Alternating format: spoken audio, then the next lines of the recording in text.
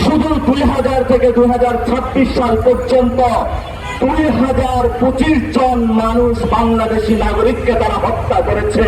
যারা কবি নজরুলের মন্ত্রে দীক্ষিত আছে, আমাদের সামনে একটি নতুন যুদ্ধ অবতীর্ণ হয়েছে।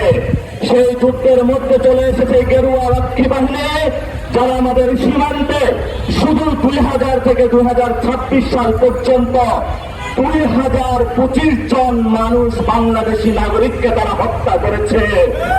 প্রত্যেকবারই যখন বাংলাদেশ নাগরিককে তারা হত্যা করেছে, তারা বাংলাদেশে 2025 বার বাংলাদেশের সীমান্ত এবং বাংলাদেশের মানচিত্রের উপরে হলো যুদ্ধ ঘোষণা করেছে।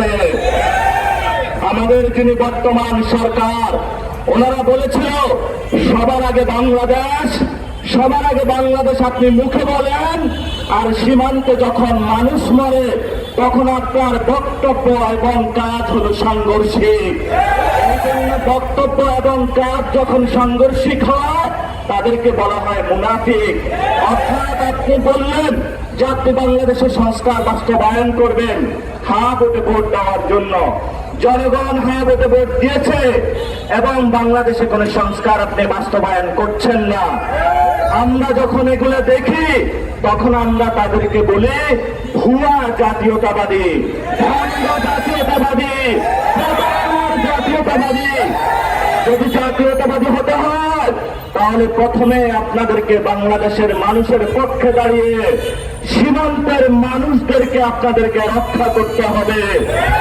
গতকালকে লালমনিরহাট হাতীবান্ধাতে খাদিমুল ইসলাম নামে এক ভাইকে 6 বুলেটের আঘাতে তাকে শহীদ করা হয়েছে। সেখানে বিএসএফ বক্তব্য দিয়েছে, তাদের তাল মিলিয়ে বাংলাদেশের যে বাহিনী রয়েছে সীমান্তবর্তী তারাও বলেছে সে নাকি গরু চোরাচালান করতে গিয়েছে। বাংলাদেশের কোন মানুষ গরু চোরাচালান করতে পারে না, পারে না, পারে না। গরু চোরাচালান করে ইন্ডিয়ান বাহিনী, গরু চোরাচালান করে সেই গেরুয়া বাহিনী। খাদিমুল ইসলাম ভাই গতকালকে উনি সীমান্তবর্তী ওনার সংসারের একটু উনি ধান উৎপাদন করে, ওনার ঘরে চাল আছে। সন্তান তাকে জিজ্ঞাসা করেছে, বাবা আমি চালটা কি দিয়ে খাবো? উনি একজন বাবা হয়ে পকেটে টাকা নয় মাছ ধরার জন্য সীমান্তে গিয়েছিল, তাকে হলো বুলেটের আঘাতে হত্যা করা হয়েছে।